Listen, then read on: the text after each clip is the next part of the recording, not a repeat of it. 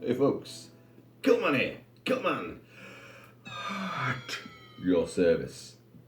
You catch me now wearing an exceptionally bright and colourful, although you probably can't tell in this light.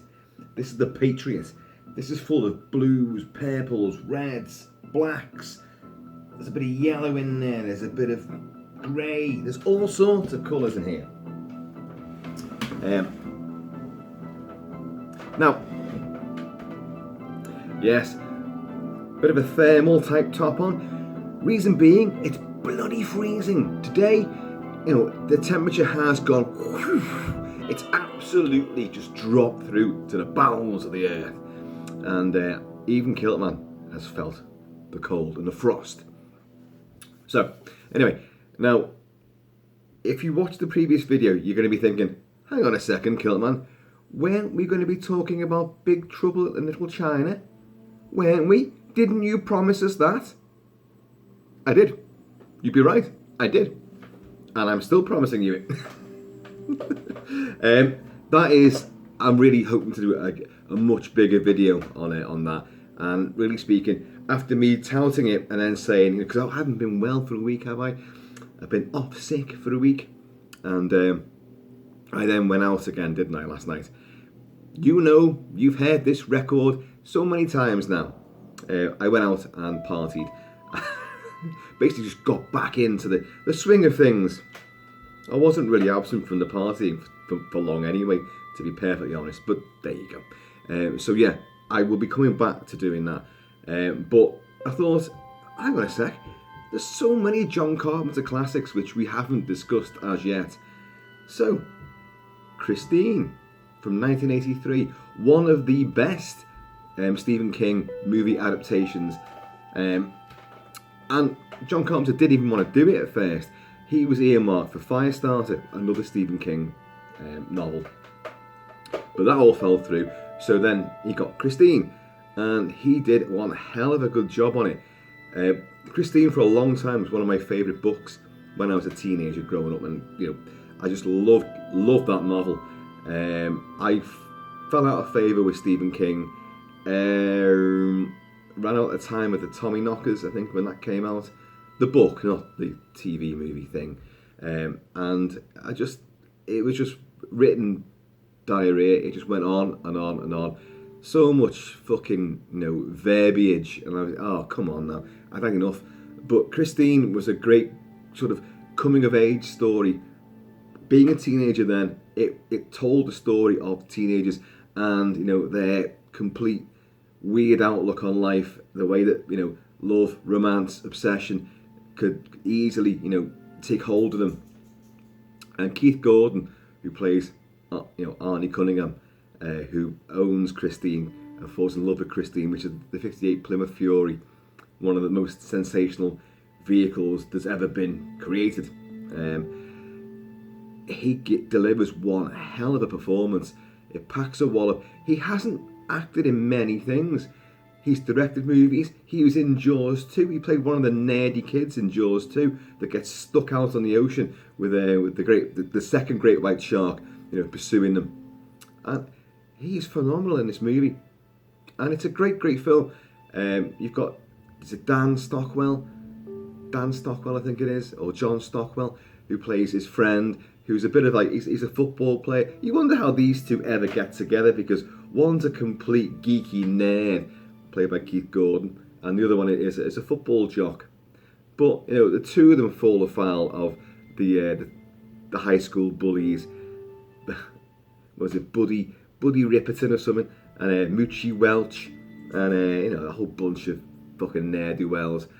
But Buddy, the guy who plays Buddy, was an absolute dead ringer for John Travolta, to the point where, and I wasn't alone in this, you were scouring through the cast, credits, like, John Travolta's in this. John Travolta had already been in a Stephen King adaptation with Carrie, of course, with Brian De Palma back in the 70s. But this guy was such a dead ringer for him. The hair, the face, the sideburns, he looked like Danny Zuko. It was incredible. And but they are a bunch of badasses. But the film is intensely memorable for several things. the wonderful special effects, the practical mechanical effects, because the car, the Plymouth Fury, which is possessed, it's evil incarnate. It's evil on four wheels, but it can drive blokes smitten with love and obsession for it.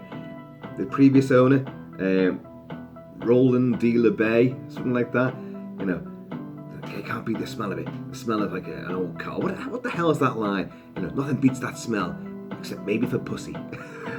Something like that, anyway. And he's been obsessed with it. Now, in the book, in the original novel, the car is the personification. Do correct me if I'm wrong on this.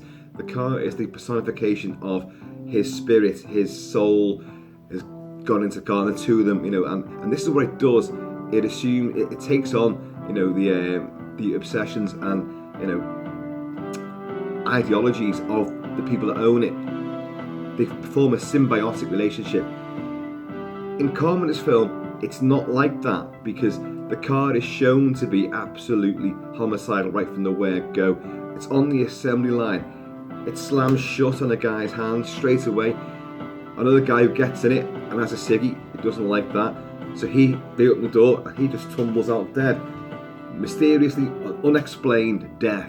So the car is straight away, it's homicidal and it's got its own agenda. But it will form fixations with various human beings, obviously, who obviously understand it and get on the same wavelength as it. Because Arnie, played by Keith Gordon, goes from, after getting this car, which is clearly a clapped out wreck of a thing, and his mate's going, what the hell do you want this for? It's a piece of shit, It's like, no, you can't see this. It's a classic, and I can do it up, which of course he does, lovingly restores it. And then, the bullies, exact their revenge and trash the car completely, and then the car will rebuild itself, and then it will go out on the road and it will track down all of these guys and it will kill them. And in some great, set piece, murderous mayhem. So the effects work by Roy Arbogast, where the car, it's all prosthetic, there's no CG involved in it at all. The car, dented, smashed up, will pop itself back out into shape. It'll drive into places where it will crush. Moochie Welch gets crushed down at this little tiny alleyway, and the car just squeezes in, crunches in to slay him, and then it will pop out again. It'll rebuild itself. Its chrome will reshine. The glass will go back into its mirrors, into the windscreen. It's a marvelous effects showcase. So great performances, great special effects, good story, fabulous score from John Carpenter, which is just John Carpenter, and I think Alan Howarth, his regular collaborator on a lot of movies. They come up with this brilliant score, which I'm playing here, and I'm going to highlight a couple of tracks for you, just to celebrate, what Carpenter did. But it's a wonderful movie. I do urge you to go and see it, to dig it out if you've got it in your library and just slam it on again, because the effects work and the story is just electrifying.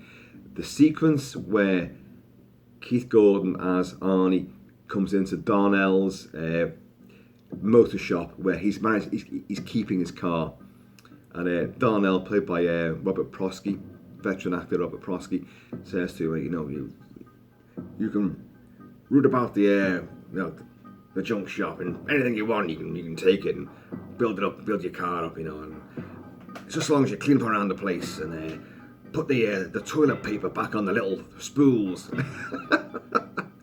the little holders, but you've got free reign. But when he comes in and the car's been wrecked, it's his performance and Carpenter's filming of it, and his direction of it, and his score to that sequence is genuinely heartbreaking. Carpenter, he's never really sort of broken the heart in a movie. He'd done Starman. I think Starman came after this with Jeff Bridges and Karen, forgot her name, Karen somebody. And that was a heartbreaker. But he never really had, his films were about suspense, action, horror, But genuine emotion and sentimentality, they weren't really there. But my God, he nailed it with this. And I remember watching the movie, and a lot of people saw it but didn't like it. They'd read the book and thought the film deviated too much.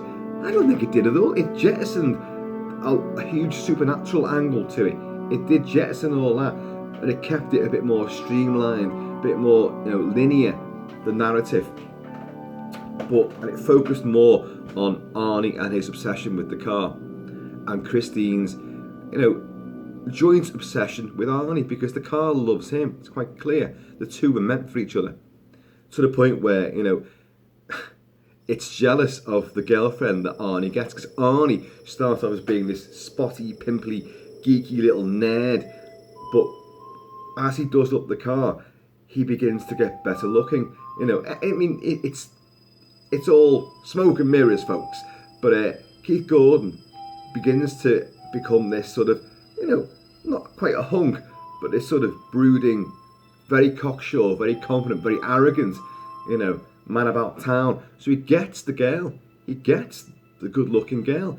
But because the car takes precedence, he will leave his girlfriend in jeopardy, and it's going to, obviously, the car will then not like her.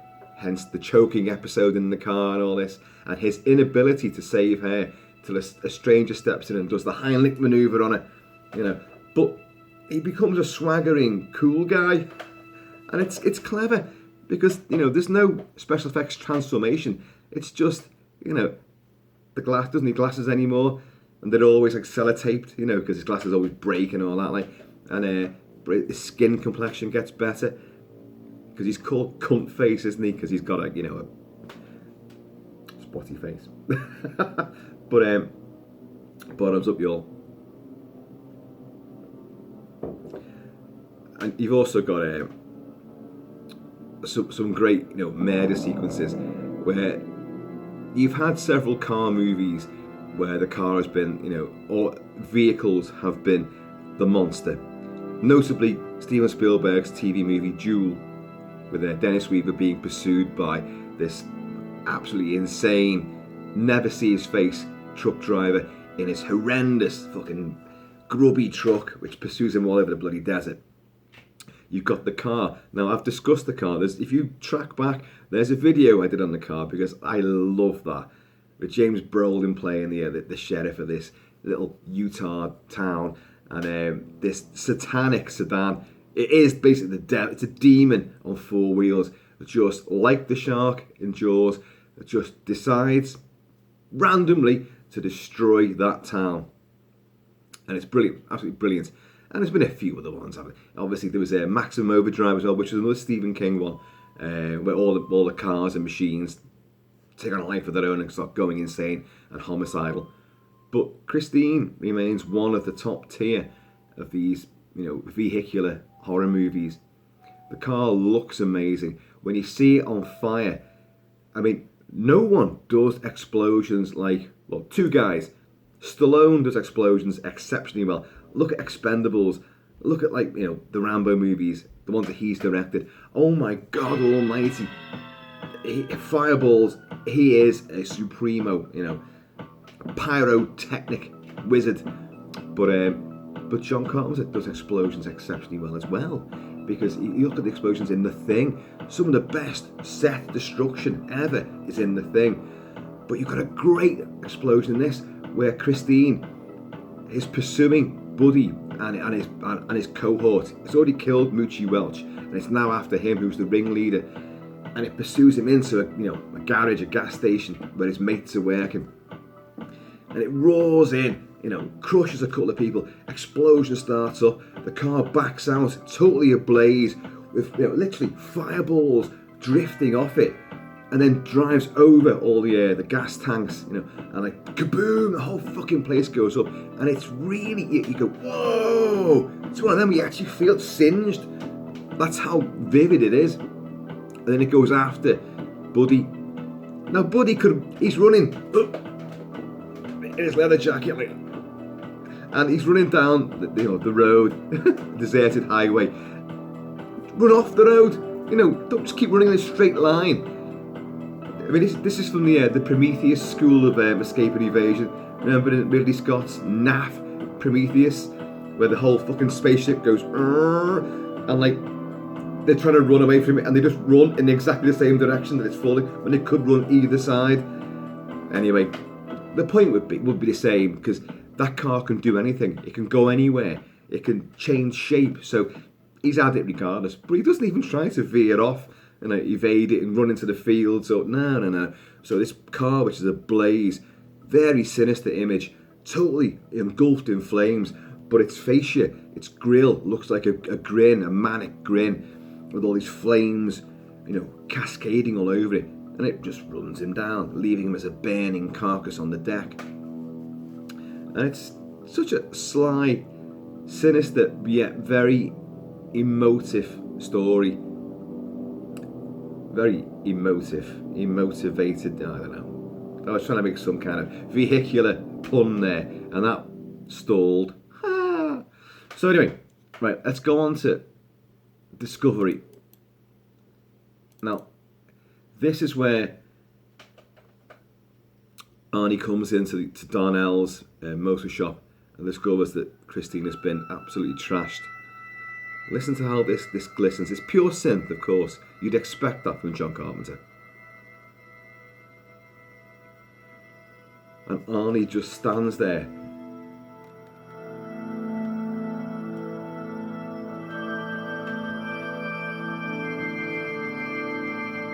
You've got that glistening, icy realization and stunned, horror.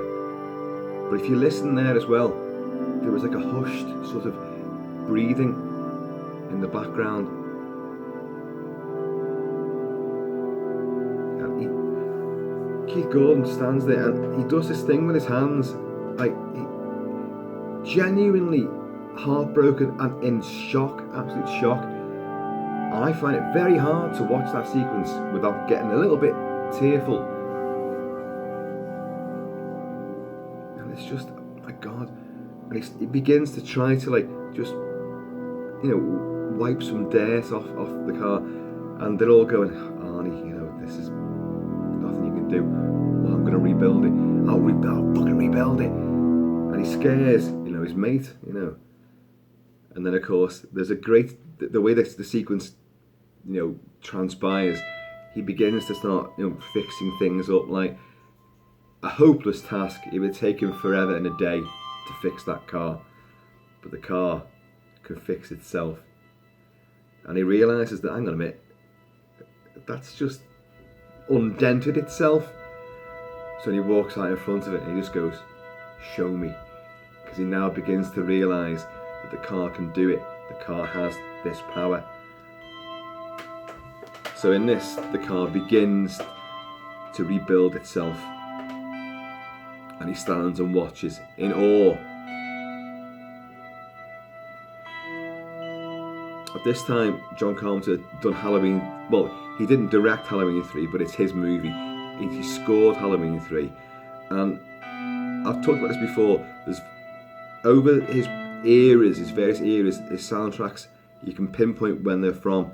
And this and Halloween 3 are very similar in their instrumentation, in their tones and feel.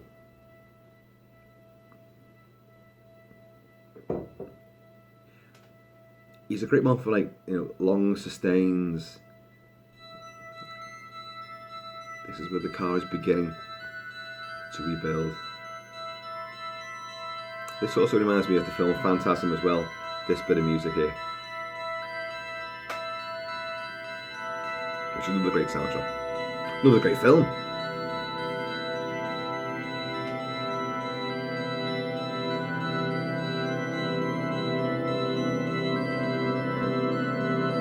Textures, different layers.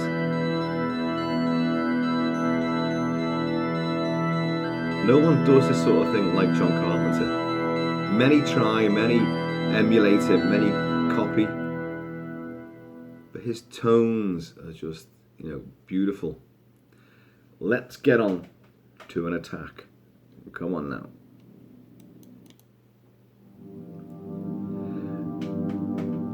buddy's death. This is what I say, like the car is ablaze. It's already just completely totaled, the gas station, with another couple of deaths in there.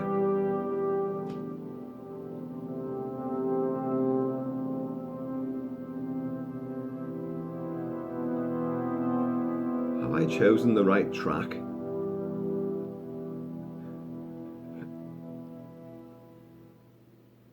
Waiting for the attack motive.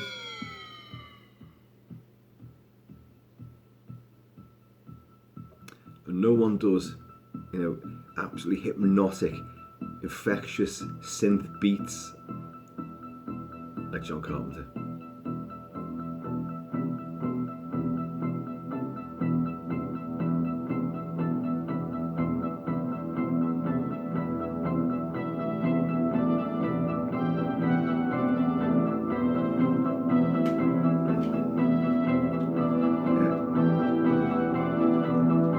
There's a stark beauty to these tones.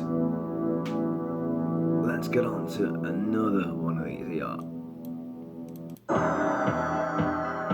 Christine attacks.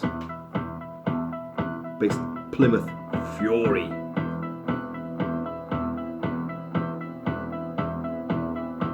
It's stabbing. It's also like the wheels chugging down the road relentlessly. And Christine can take her time. She doesn't have to go 100 miles an hour. She's gonna catch you regardless. You can't hide it. You get in a fucking building, the car will come up the bloody stairs, It'll come through the letterbox, It's gonna take you out no matter where you go.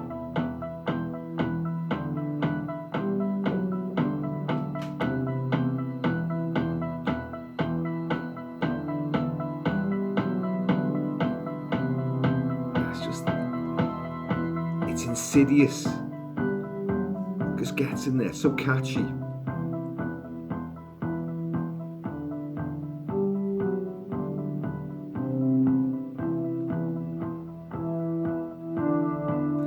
Very simple. And you think,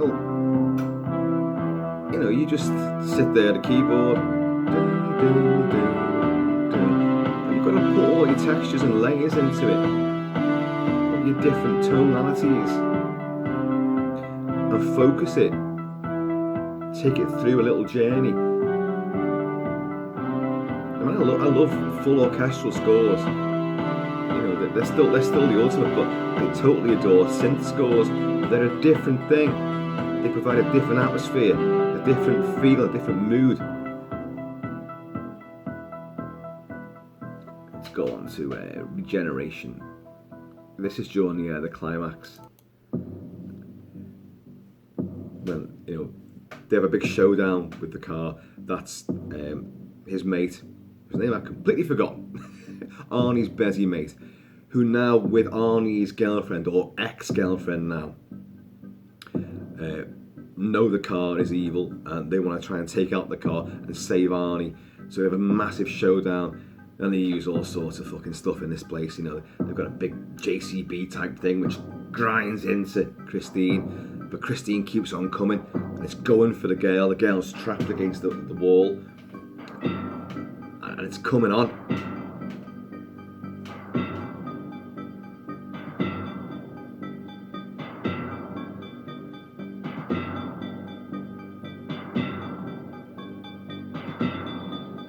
Got this sort of metallic noise which makes you think of like a car's engine, of a chassis, of chrome, of bumpers, Isn't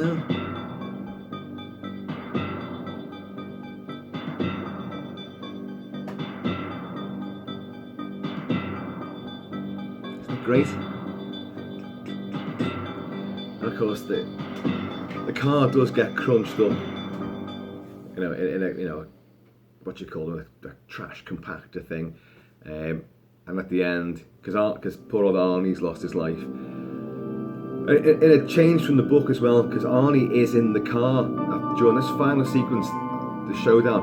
Arnie is behind the wheel of the car, and And when the car, it slams on, he goes hailing through the windscreen, and a shard of glass has gone through his heart, and he will reach out, just gently caress Christine as he dies, and the lights go out on the car, and then they'll trash compact it, and then they'll hear, a sort of like noise, and some old 50s, it only plays 50s music as well, and on the the car stereo, the only channel they can get is 50s music.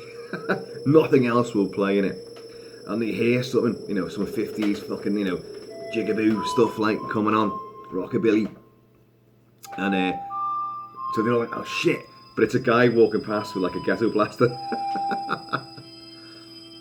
Let's go on to, here's Moochie's death. Moochie Welch. He's the fat one of the bullies, fat curly-headed fucking twat. He's got a flick knife here. Come on, Cunningham, come on. He's like that, but the car is fucking relentlessly pursuing him, and he takes a tumble as he's escaping, and you see him limping. He's running down the roads and all that. He's the one who hides down the little alleyway. He's going, come on, with this fucking little pathetic knife, and the car just goes, and it just crushes itself in and crushes him.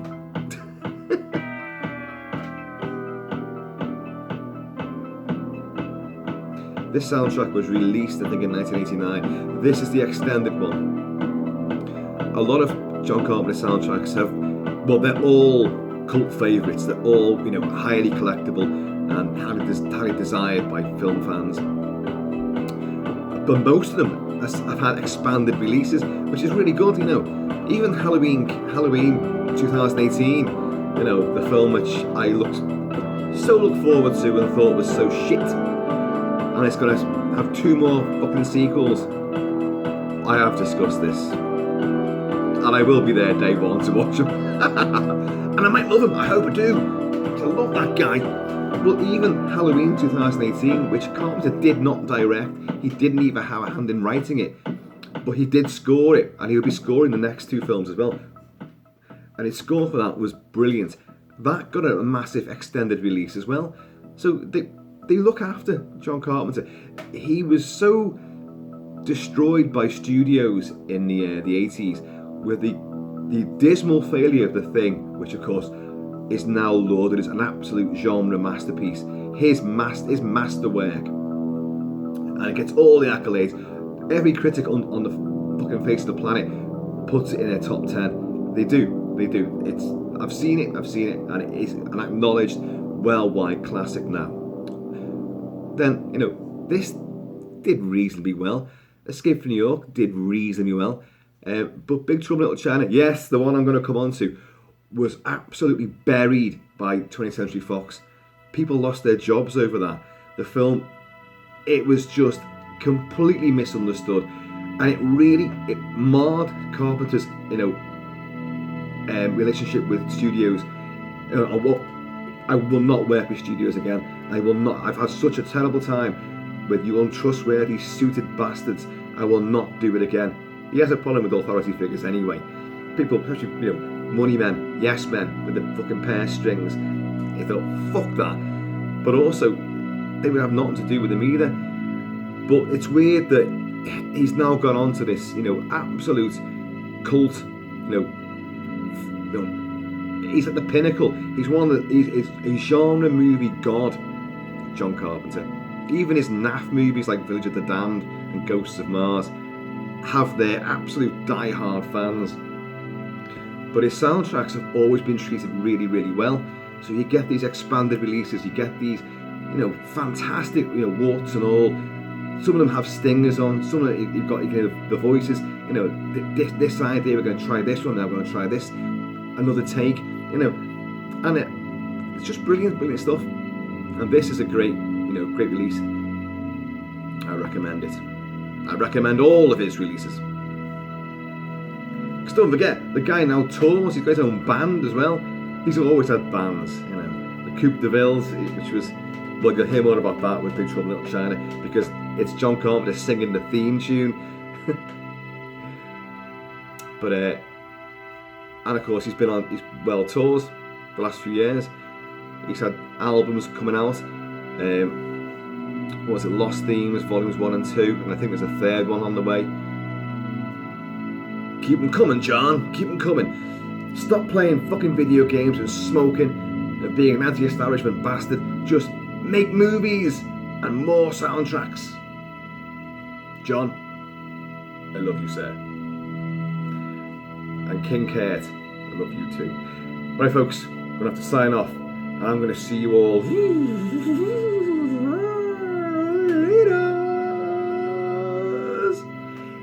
Keep on motivating.